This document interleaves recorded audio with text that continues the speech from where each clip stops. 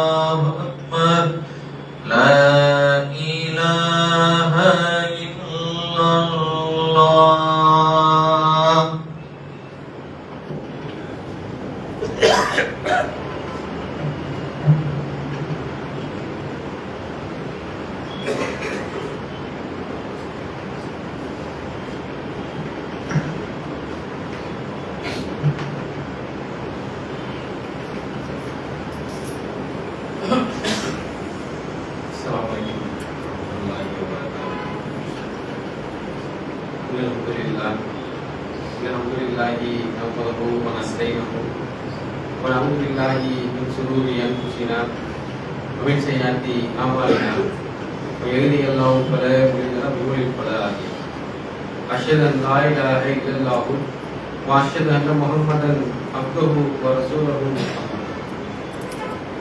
வணக்கத்திற்குரியவன் அல்லாஹ்வை தவிர வேறு யாரும் இல்லை. அந்த ஏக இறைவனின் சாந்தியும் சமாதானமும் உத்தம நபிகளாரின் மீதும் சத்திய சஹாபாக்களின் மீதும் தாவீன்களின் மீதும் தபோத்தாவீன்களின் மீதும் இங்கு குழுமியிருக்கக்கூடிய நம் அனைவரின் மீதும் உண்டாவட்டுமாக என பிரார்த்தித்தவனாக எனது உரையை ஆரம்பம் செய்கிறேன். அன்பிற்கினிய எல்லாம் வல்ல அல்லாஹ்வின் நல்லடியார்களே, அல்லாஹ் தஆலா கடமையாக்கி இருக்கிற இந்த ஜும்மாவை நிறைவேற்றுவதற்காக நாம் எல்லாம் இங்கே குழுமியிருக்கிறோம். அன்பிற்குரியவர்களே, இந்த ஒட்டுமொத்த பிரபஞ்சத்தையும் அதிலே வானங்களையும் பூமியையும் அதில் குறிப்பாக மனிதர்களையும் படைத்து அந்த மனிதர்கள் தங்களுடைய வாழ்க்கையை எவ்வாறு அமைத்துக் கொள்ள வேண்டும் என்பதற்காக ஏராளமான தூதர்களை இந்த உலகத்திற்கு அனுப்பி வைத்திருக்கிறார். அப்படி அனுப்பப்பட்ட தூதர்களும் நம் உம்மத்திற்கு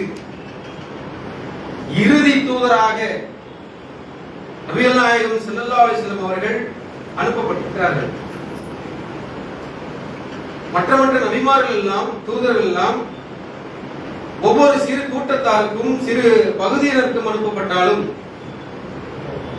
நம்முடைய நபிமார்கள் நபிகள் நாயகம் ஸல்லல்லாஹு அலைஹி வஸல்லம் அவர்கள் இந்த ஒட்டுமொத்த உலகத்திற்குமான நபியாக இங்கே அனுப்பப்பட்டிருக்கிறார்கள். அதற்கு பிறகு வேறு எவரும் வரமாட்டார்கள். அவருக்கு பிறகு எந்த ரசூல்மாரும் கிடையாது, எந்த தூதரும் கிடையாது. அப்ப அவருடைய பணியினை எடுத்து செய்ய வேண்டிய ஒரு நிலை நிர்பந்தம் யாருக்கு இருக்கிறது என்று சொன்னால் அவர்களுடைய உம்மத்தாக இருக்கக்கூடிய நம் அனைவருக்கும் அது கடமையாக இருக்கிறது. அன்பானவர்களே,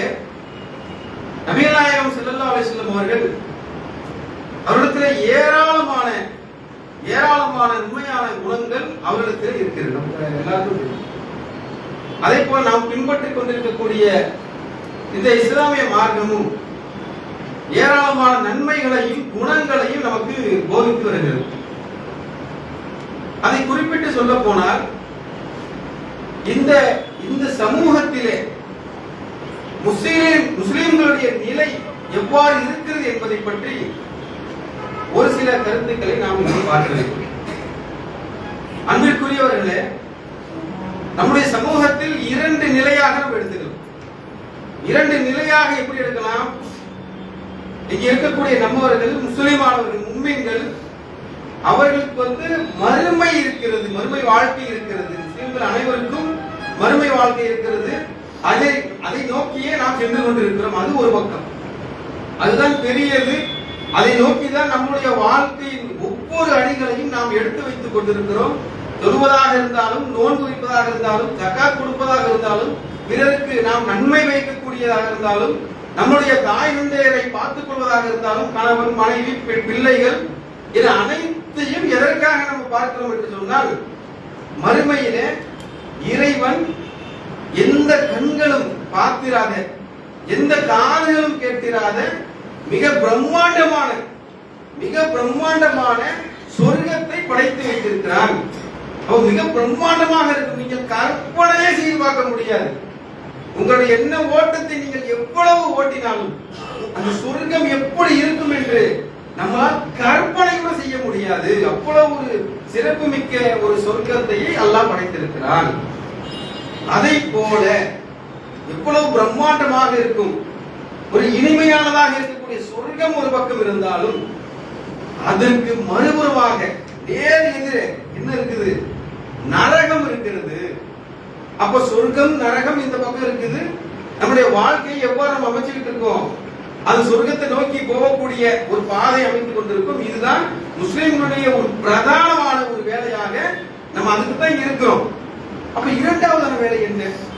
அப்ப இந்த சமூகத்தில் முஸ்லிம்கள் எப்படி இருக்கிறார்கள், இந்த வாழ்க்கையை எப்படி வாழ்ந்து கொண்டு இருக்கிறார்கள், இந்த சமூக கட்டமைப்பிலே அவர்களுக்கான இடம் எங்க இருக்கிறது? அப்ப ரெண்டு பிரிவா நம்ம இதை பார்க்கலாம். அப்ப ரெண்டு பிரிவாக பார்க்கும் பொழுது, ஒரு மனிதர் இறந்து விட்டால் என்ன நடக்கும்? நபிகள் நாயகம் ஸல்லல்லாஹு அலைஹி வஸல்லம் அவர்கள் கூறுகிறார்கள், பல முறை நம்ம கேள்விப்பட்டது கேட்டது. அப்ப நல்ல அடியாராக இருந்தால் அந்த ரெண்டு பாதியில ஒரு பாதி சொர்க்கத்தை நோக்கி போகக்கூடிய முஸ்லிம்கள், அவர்கள் இந்த உலகத்தில் வாழ்கிறார்கள். வாழ்ந்து மரணிக்கும் பொழுது அந்த மரணம் எப்படிப்பட்டதாக இருக்கும்? அந்த கடைசி நிலை, ஒரு மனிதனுடைய கடைசி நிலை எப்படிப்பட்டதாக இருக்கும்? எப்படிப்பட்டதாக இருக்கும் தெரியுமா? அந்த நேரத்தில் நமக்காக நியமிக்கப்பட்ட மலக்கு வருவார், மலக்கு மூத்தவர் வருவாரு. அந்த நம்முடைய ரூஹு, ஒரு மனிதர் இறக்க போகிறார், இறக்கக்கூடிய நேரத்தில் ஒரு தவணை முந்தவும் செய்யாது, பிந்தவும் செய்யாது. அந்த ரூஹை கைப்பற்றும் பொழுது யார் இருப்பா? மலக்கு மூத்து வந்துருவாங்க. அவர் மட்டும் வருவாரா? கிடையாது. நம்ம கண்ணு எவ்வளவு தூரம் பார்க்குமோ அவ்வளவு தூரம் வரைக்கும் மலக்குகள் யாருக்கு? நம்முடைய ஒரே ஒரு அந்த ரூஹை பறிப்பதற்கு அந்த கூட்டமாக வந்து விடுவார்கள். எப்படி வருவாங்க? ஒரு உயிர் தான், ஒரு ரூஹ் தான் எடுக்க போறாங்க. ஆனா எடுக்கும் பொழுது அவ்வளவு கூட்டமான, அவ்வளவு விசாலமா, அந்த கண்ணு எவ்வளவு தூரம் நம்ம பார்ப்போம். ஒரு ரோட்ல இருந்து பார்க்கணும்னு சொன்னா எவ்வளவு தூரம் நம்முடைய பார்வை சென்று அடையுமோ அவ்வளவு தூரமாக மலக்குகள் அணிவகுத்து நிற்பார்கள். ஒரே ஒரு உயிரை, ரூஹை கைப்பற்றுவதற்கு. அப்ப அந்த இடத்துல என்ன நடக்கும்?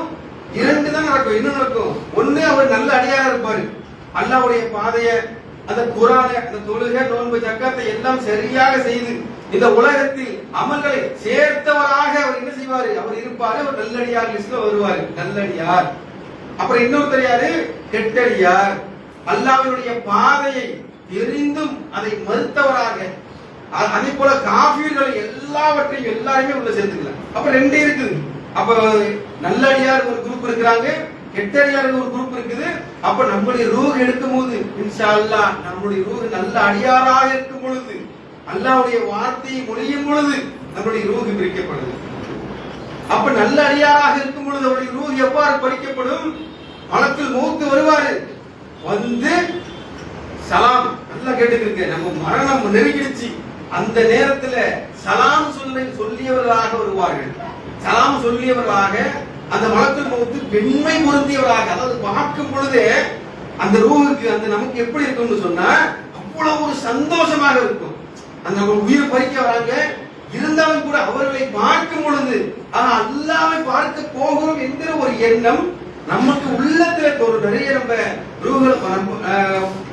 உயிர் எடுக்கும் பொழுது அதை பார்த்திருப்போம். எப்படி இருக்கும் அதற்காக சொல்லல, அதை புரிஞ்சுக்கிறதுக்காக சொல்றேன். பார்க்கும் பொழுது சிரித்தவர்களாக, புன்முறுவல் பூத்தவர்களாக இந்த காசா பகுதியில் பார்க்கல. நீங்க காசா பகுதியில பயங்கரமாக குண்டுகளை போட்டு, அந்த ரசாயன குண்டுகளை போட்டு கொட்டு கொட்டாக மனித கூட்டங்கள், நம்ம கூட்டங்களை அழித்துக் கொண்டு இருக்கிறார்கள். அப்ப அந்த நேரத்துல சில சகிதாக்கூடிய அந்த மக்களை நம்ம பார்த்தோம்னு சொன்னா எப்படி இருக்குது அவங்களுடைய ரூஹ், அவங்களுடைய பேஸ் எப்படி இருக்குது தெரியுமா? அவ்வளவு சந்தோஷமாக இருக்கு. எப்படி அந்த நேரத்துல அவருடைய முகம் அப்படி மலர்ந்த மாதிரி இருக்கும். அப்ப ரூஹ் கைப்பற்றக்கூடிய அந்த மலக்குல் மௌத் அவ்வளவு வெண்மை நிறம் பொருந்தியவராக, அவ்வளவு பார்க்கும் பொழுதே ஒரு சந்தோஷம் பொருந்தியவராக அந்த ரூஹ என்ன செய்வாரு? ரொம்ப லேசாக, நல்லடியாராக இருந்தால் ரொம்ப லேசாக நம்மளுடைய ரூஹ எடுப்பார். அப்ப லேசாக எடுக்கிறாங்க இல்லையா, எடுக்கிறது மாத்திரம் தான் அவர் வேலை.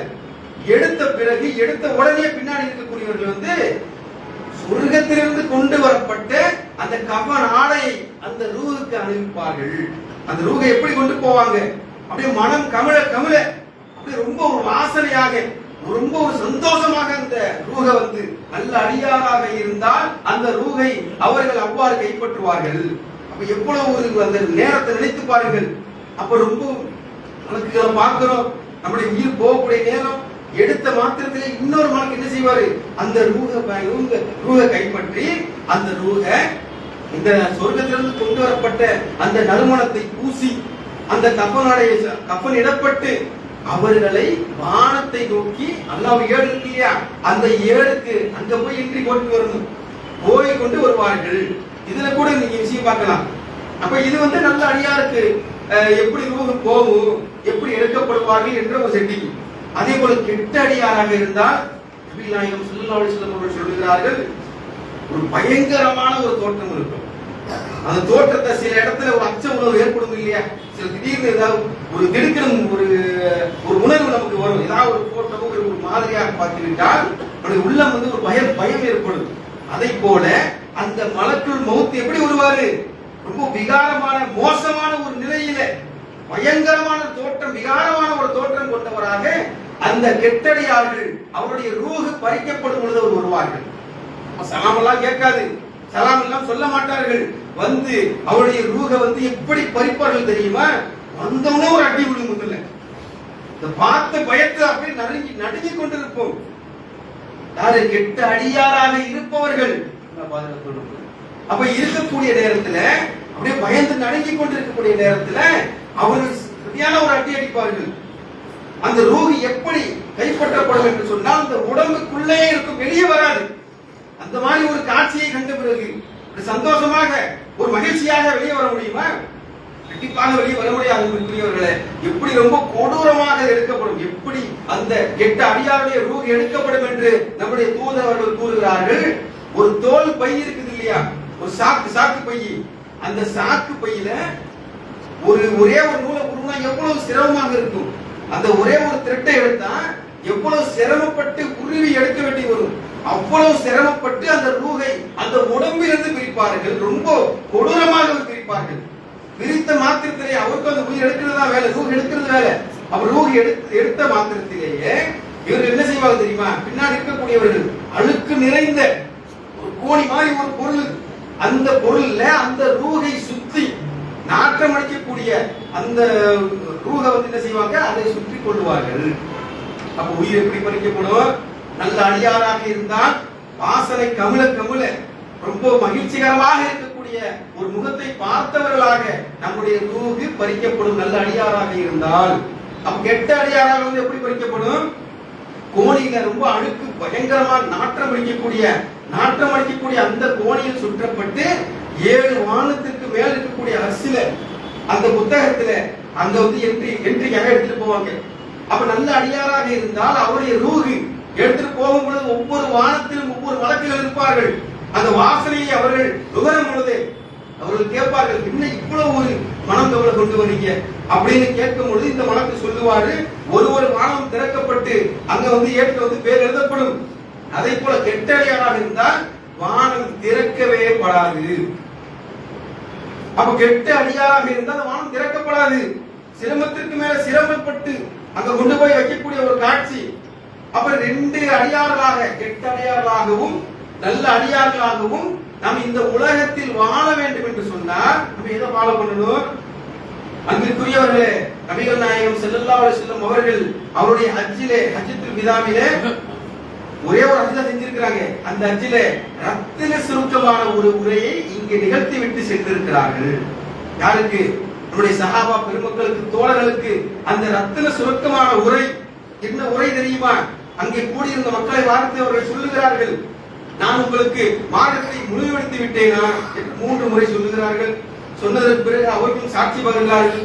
நம்முடைய தூதர் வானத்தை நோக்கி கையை உயர்த்தி அல்லாஹ்விடத்தில் சாட்சி பகிர்ந்து மார்க்கம் அந்த நிலையோடு முடிக்கப்பட்டு விட்டது. அவர்கள் உயிரோடு இருக்கும் பொழுதே அந்த மார்க்கத்தை என்ன செய்யறாங்க? முழுமைப்படுத்திடுறாங்க. அதுக்கு மேல இடைச்சூழல்கள் எதையுமே செய்ய முடியாது. இன்றைய வரைக்கும் செய்ய முடியல. அது ஏன்? அதையும் ஒரு ஆராய்ச்சி பண்ணி எழுதியிருக்காரு. இப்போ இந்த நூற்றாண்டுகள்ல இந்த மைக்கேல் ஹார்ட் அப்படின்னு சொல்லி ஒரு எழுத்தாளர், கிறிஸ்துவர் தான் அவரு. The greatest 100 இது வரைக்கும் உலகத்தில் வாழ்ந்து மரணித்த நபர்களில் 100 நபர்களை அவர் தேர்ந்தெடுக்கிறார். அப்படி 100 நபர்களை தேர்ந்தெடுக்கும் பொழுது அவர் ஒரு கிறிஸ்தவர். இப்ப நம்ம ஒரு புக்கில் என்ன செய்வோம்? அப்படி லைட்டா ஒரு ஓரம் போட்டு எழுதிடுவோமா இல்லையா? முஸ்லீமா இருக்கிறோம், நம்முடைய தூதருக்கு தான் முதலிடம் கொடுப்போம். ஆனா அவர் என்ன செய்யறாருன்னு சொன்னா, முதலிடம் நபிகள் நாயகம் ஸல்லல்லாஹு அலைஹி வஸல்லம் அவர்களுக்கு அந்த இடத்தை கொடுக்கிறார். பெரிய பஞ்சாயத்து. கிறிஸ்தவர்கள் உங்களுக்கு தெரியும், அந்த இடத்துல அப்படி கொடுக்கும் பொழுது பெரிய பஞ்சாயத்து. ஏன் அப்படி செய்யறீங்க? ஏன் அவருக்கு நம்மளுடைய ஜீசஸ் கிரைஸ்ட் கொடுக்காம எதுக்கு முகமது நபி அவர்களுக்கு கொடுக்குறீங்க அப்படின்னு கேட்கும் பொழுது அவர்கள் விளக்குறார்கள். அந்த புத்தகத்துல முன்னுரையில விளக்குறாங்க. என்ன விளக்குறாங்கன்னு சொன்னா, ஜீசஸ் கிரைஸ்ட் அந்த அவர்கள் வழிபடக்கூடிய ஜீசஸ் கிரைஸ்ட் இயேசு கிறிஸ்து என்ன செய்யறாருன்னா, அந்த புத்தகம் அவர் கொடுக்கல, நிறைய முரண்பாடுகள் இருக்கிறது. அதை நிறைய முறை மாற்றி அதை எழுதிவிட்டார்கள், எழுதப்பட்டு விட்டது. இப்ப பைபிள் வச்சிருக்காங்க இல்லையா, அது ஒரிஜினல் பிரதி. இப்ப இருக்கக்கூடிய பிரதியும் எடுத்து பாத்தீங்கன்னு சொன்னா ஏகப்பட்ட வித்தியாசம். ஒரு 1700கள்ல பவுல் சொல்லக்கூடிய அந்த கிறிஸ்தவத்தை ஏற்றுக்கொண்டு அதை ஃபாலோ பண்ணக்கூடிய இருக்கக்கூடிய ஒரு பாதிரியார் என்ன செய்யறாருன்னு சொன்னா 1700கள்ல 600கள்ல நிறைய அதுல சேஞ்சஸ் கொண்டு வர்றாரு. ஓகேங்களா? அப்ப என்ன நடக்குதுன்னு சொன்னா, அந்த பைபிள்ல இடைச்செருகல்கள் நிறைய இருக்கிறது. அப்ப நம்முடைய முகமது நபி அவர்கள் நல்லா கேட்டுக்கிறீங்க, அவர்கள் அதை எழுதவில்லை. அவர்கள் உண்மை நபியாக இருக்கிறார்கள். எழுத தெரியாது, படிக்க தெரியாது. அவர்களுக்கு இந்த குர்ஆன் ஓசையின் மூலமாக அருளப்பட்டது. அசரீரின்னு சொல்லுவாங்க தமிழ்ல. ஓசையின் மூலமாக அசரீரி. அந்த அசரீரி கனவு நமக்கு வரும் இல்லையா, அதனுடைய 36 மடங்கு அதிகமாக இருந்தால் அது அப்படியே ஒரிஜினலா இருக்கும். அதை போலத்தான் நபி அவர்களுக்கு அல்லாஹ்வுடைய வஹி செய்தி வந்தது. வஹி ஓசை மூலமாக குர்ஆன் அருளப்பட்டு விட்டது. ஏன்னு சொன்னா, நபி நாயகம் ஸல்லல்லாஹு அலைஹி வஸல்லம் அவர்கள் எழுத படிக்க தெரிந்திருந்தார்கள் என்று சொன்னால் இன்னைக்கு வரைக்கும் இன்னொரு 40 கூட்டம் உருவாகி எக்ஸ்ட்ரா. இது அவருடைய எழுத்து தான், அவர் எழுதின முதல் காப்பின்னு சொல்லி அப்ப பயங்கரமான விஷயங்களை எல்லாம் இஸ்லாத்தில் திணித்திருப்பார்கள். இங்க திணிக்க முடியலையே, அவளுக்கு ஓசையா வந்துச்சு. ஓசையா வரும் பொழுது சஹாபாக்களிடத்துல அந்த சூறாவை ஓதி காட்டும் பொழுது அவர்கள் அனைவருமே ரொம்ப அதிகமான மக்கள் மனனம் செய்யக்கூடியவர்களாக இருந்தார்கள். அப்போ வருது, வகி வருது, இறங்குது சொல்றாங்க, வருது சொல்றாங்க, மனனம் செய்து விட்டார்கள். அதுல எந்த ஒரு மாற்றமும் இல்லை. அவர்கள் எல்லாம் அவருடைய ஆட்சி காலத்துல தான் அது என்ன செய்யுது, சரி செய்யப்பட்டு ஒரு புத்தகமாக வருகிறது, புத்தகமாக வந்தது. அப்ப இந்த விஷயம் இடையில மாற்றம் கிடையாது. ஏன்னு சொன்னா, இப்ப இருக்கக்கூடிய நம்ம இருக்கக்கூடிய குர்ஆன், பிளே ஸ்டோர்ல இருக்கக்கூடிய இந்த போன்ல இருக்கக்கூடிய குர்ஆன், அங்க இருக்கக்கூடிய மூலப்பிரதி அனைத்தையும் நீங்கள் எடுத்து பார்த்தா சேமா இருக்கு. எந்த ஒரு வார்த்தை அங்க மாற்றவே முடியாது. அப்படிங்கிற அளவுக்கு நம்முடைய அல்லாஹ் செய்தா தூதர் மூலமாக அது செய்யப்பட்டு விட்டது. அப்ப அவங்க சொல்றாங்க, அந்த அஞ்சில அந்த மைக்கேல் ஆட்டுக்கு வந்துரும். அப்ப அந்த மைக்கேல் ஆட்டு இந்த முன்னுரையை விலக்கி எழுதுறாரு. இதுவரைக்கும் எந்த ஒரு இடைச்செருகளும் எந்த ஒரு விஷயத்தையும் மாற்றவே முடியும். எதுல? குர்ஆன்ல மாற்றவே முடியாத ஒரு நிலையை நம்மளுடைய தூதர் செய்துட்டு போயிட்டாங்க. அப்ப இவ்வளவு ஒரு சிறப்புன்றதுனால தான் அந்த முதல் இடத்தை இருக்கக்கூடிய பவர்ஃபுல்லான ஆளுகள்ல முதல் இடத்தை யாருக்கு கொடுக்கப்பட்டிருக்குது? நம்ம நபிகள் நாயகம் ஸல்லல்லாஹு அலைஹி வஸல்லம் அவர்களுக்கு அந்த மைக்கேல் ஹார்ட்னு சொல்லக்கூடிய கிறிஸ்தவ எழுத்தாளர் அவர் அந்த முதல் இடத்தை கொடுத்தாரு. இன்னும் நிறைய விஷயத்தை எழுதியிருக்கிறாரு. அப்ப அந்த இடத்தை அவர் கொடுக்கிறாரு. அப்ப நம்ம என்ன செய்யணும்? ஒரு கிறிஸ்தவர் ஒரு குர்ஆனை எடுத்து உள்ள புரட்டி பார்த்து நபிகள் நாயகம் ஸல்லல்லாஹு அலைஹி வஸல்லம் அவருடைய வாழ்க்கை வரலாறுகளை படித்து இதுதான் சரியான ஒரு விஷயமாக செய்திருக்கிறான்னு அவர் கண்டுபிடித்திருக்காரு. நம்மளுடைய மக்கள் எப்படி இருக்கிறாங்க? இன்னும் தர்கா, கந்தூரி, பூரியா, பாத்தியா, உருசு எல்லாம் செய்துவிட்டு இஸ்லாத்தில் அந்த குர்ஆன்ல ஒரு லைன் ஒரு மக்தூரா கட்ட முடியாது. இப்ப கடைசியில போச்சு இல்லையா பராத் இரவு. பராத், இந்த பராத்ங்கிற வார்த்தை அரபு வார்த்தை கூட இல்லை. அரபு வார்த்தை இல்லாத ஒரு விஷயத்தை எத்தனை பண்டிகை இருக்கு இஸ்லாத்துல? அந்த ரெண்டே பண்டிகை, ரெண்டே பெருநாள் இருக்குது. ஹஜ் பெருநாள், இந்த பெருநாள் இருக்குது. அந்த ரெண்டு பெருநாளை தவிர்த்து வேற எதுவுமே கிடையாது. புனித மாதங்கள் இருக்கிறது. எல்லாமே வரையறுக்கப்பட்டு இருந்தாலும் நம்முடைய மக்கள் என்ன செய்திருக்கிறார்கள்? இப்ப போன மாசத்துல பராத்திரவுன்னு சொல்லி மிகப்பெரிய கொண்டாட்டம் இப்ப ரொம்ப அதிகமாகிவிட்டது.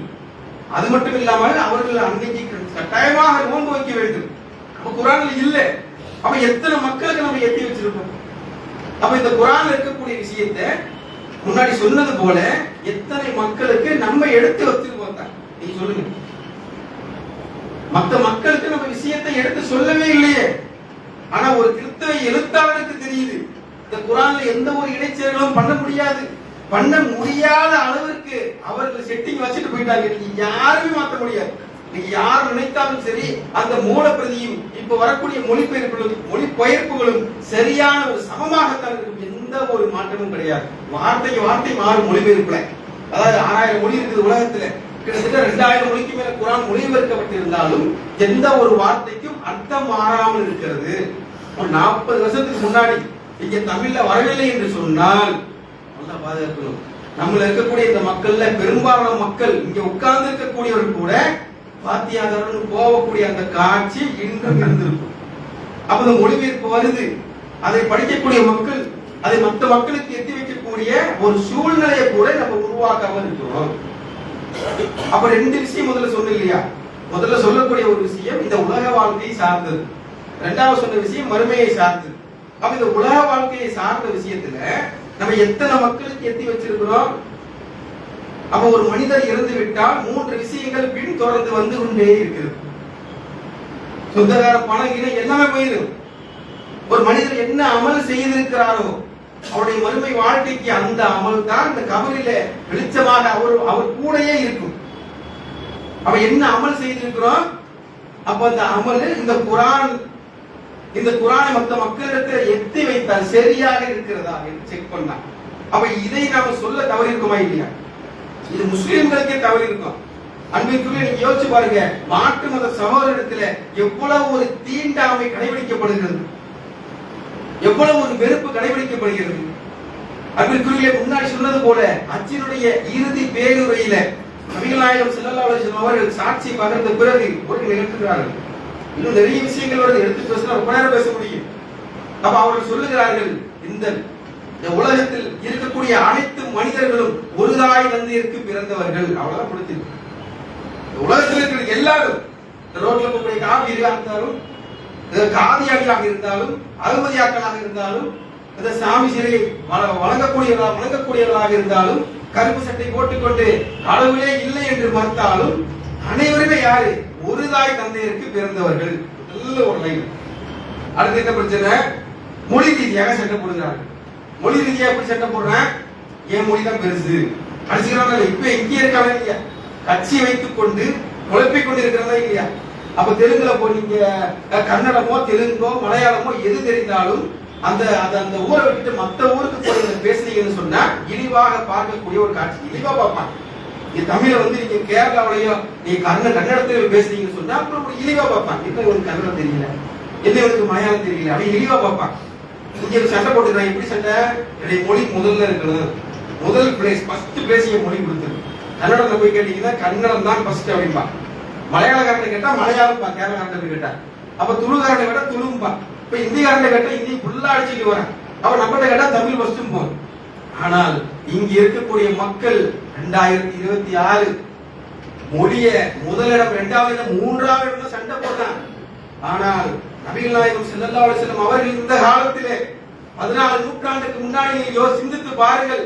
ஜாக்கிரியாக மக்களாக இருந்த நம்முடைய நபி தோழர்கள் எப்படி இருந்தார்கள் தெரியுமா? காட்டு மிராணிகளாக இருந்தார்கள். அரபு மொழி தெரியலன்னு சொன்னா அவன் வந்து அஜமி.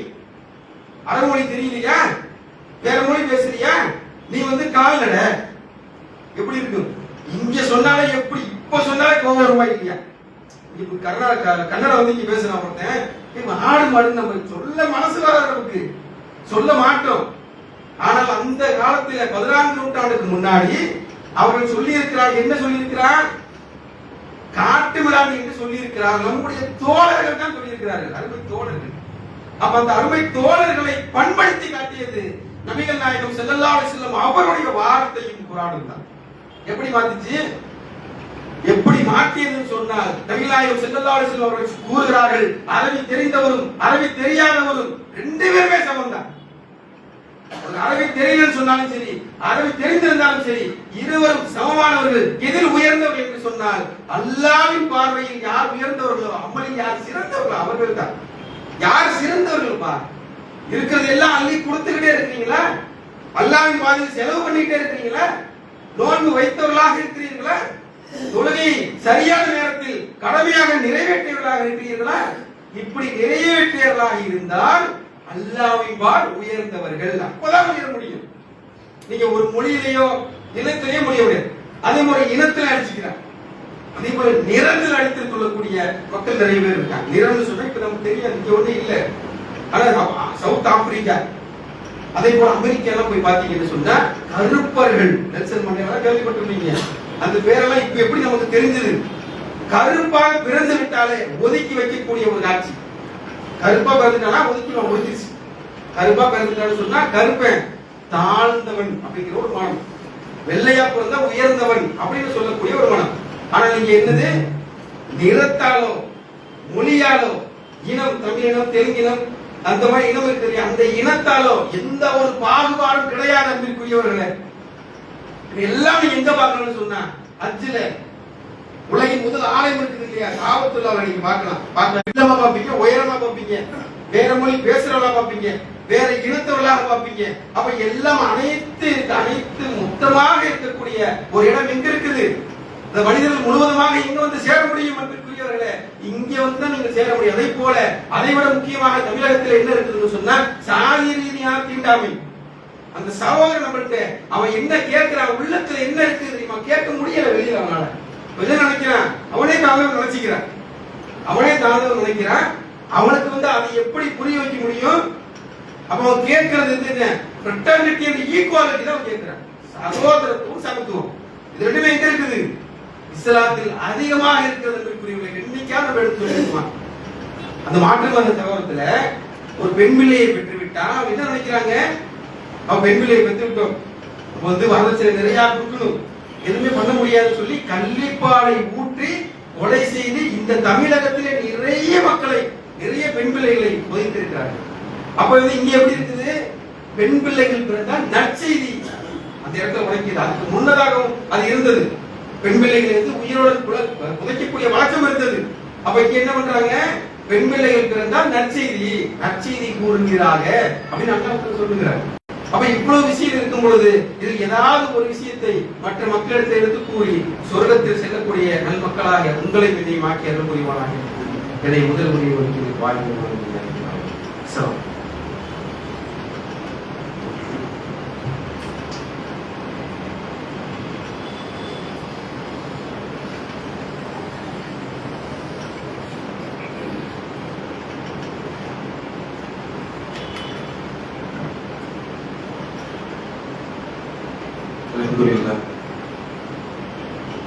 அன்பிற்குரியவர்களே,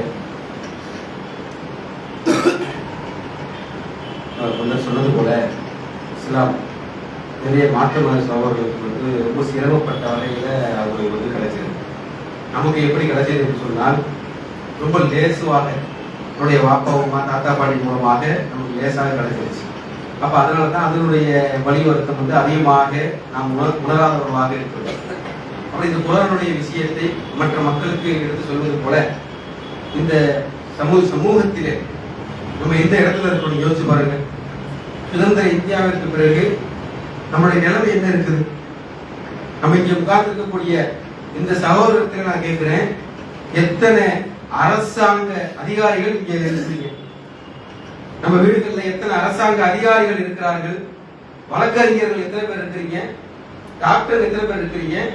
ஐஏஎஸ், ஐபிஎஸ், ஐஆர்எஸ் எத்தனை அரசாங்க ஊழியர்கள் இங்க உட்கார்ந்து இருக்கிறீங்க? வழக்கறிஞர்கள், டாக்டர்கள் இருக்கலாம், அது பணத்தை கொடுத்து படிச்சாச்சு. ஆனா அரசு இயந்திரத்தில நம்முடைய சமுதாயத்தில் 3.5% இடஒதுக்கீடை நிறைய மக்கள் போராடி போராடி அதை பெற்று வைத்திருந்தாலும் 2% கூட அதில் அப்ளை கூட பண்ணல. அப்ளை பண்ணுவாங்க இல்லையா? அப்ளை பண்ணல.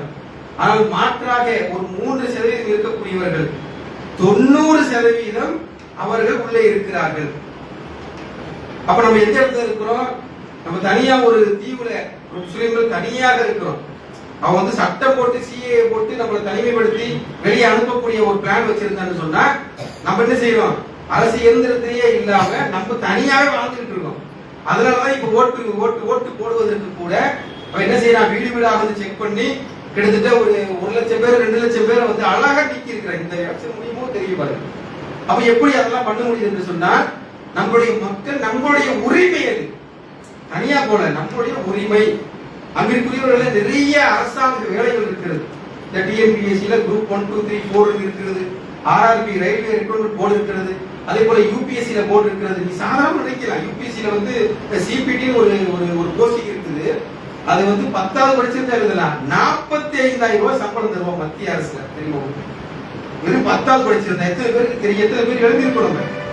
அப்ப இதனுடைய விழிப்புணர்வு வந்து சுத்தமாக நம்முடைய சமுதாயத்துக்கு ரொம்ப ரொம்ப குறைவாக இருக்குது. இப்பதான் பேசுறாங்க. அப்ப மற்ற மக்களை எத்தி வைக்கிறதுக்கு முன்னாடி, பார்ப்பதற்கு முன்னாடி நம்முடைய சமுதாயம் இந்த நிலையில் இருக்கிறது. அப்ப இதை பற்றி கொஞ்சம் ஆலோசித்து மற்ற மக்களிடத்தை பேசி தெரிந்து கொள்ள வேண்டும் என்று கூறி என்னுடைய உரையை முடிக்கிறேன். வாயிலும் அஸ்ஸலாமு அலைக்கும் வரஹ்மத்துல்லாஹி